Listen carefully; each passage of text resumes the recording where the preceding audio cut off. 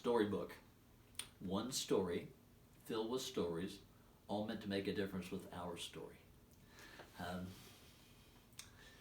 we're doing a prop character today. In these little segments of about and from, we've not yet done a character, a prop character that we meet out of the Bible. We've just done crazy prop characters out of my imagination. I think maybe God's given me that imagination to do that. But anyway, one of the things He's made me to love to do is to step into a story from the story and to bring a character from that story using a prop. Today I'm going to use an old white blazer, sports coat. Yeah. But as I talk about today, don't talk about the prop. I want to talk about the story and bringing a story alive. Maybe you're a Sunday school teacher. Maybe you work with Awana. How do you help the story come alive to your students?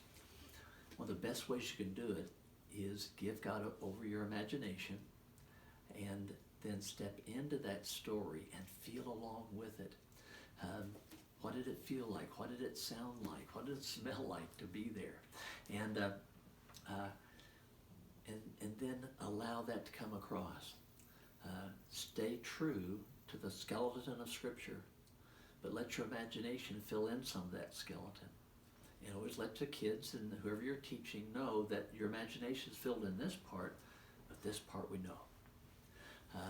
And so the part that we know about the character we're meeting today from the From story is good news of great joy that shall be for all the people.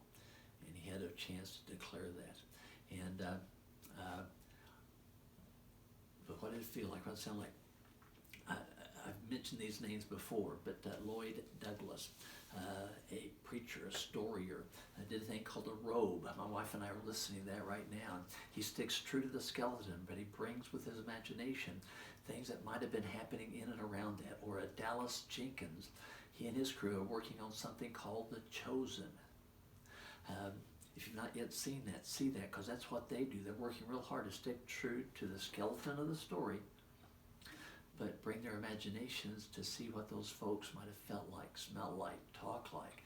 And it helps come alive, at least for a storier like me, and maybe like a storier like you. So, as you come to a story, step into it, bring your imagination to it, and from time to time in the days ahead, we'll be bringing up just little 3 to 4 or 5 minute little segments of characters from a story, from the story. Hopefully it'll make a difference with our story.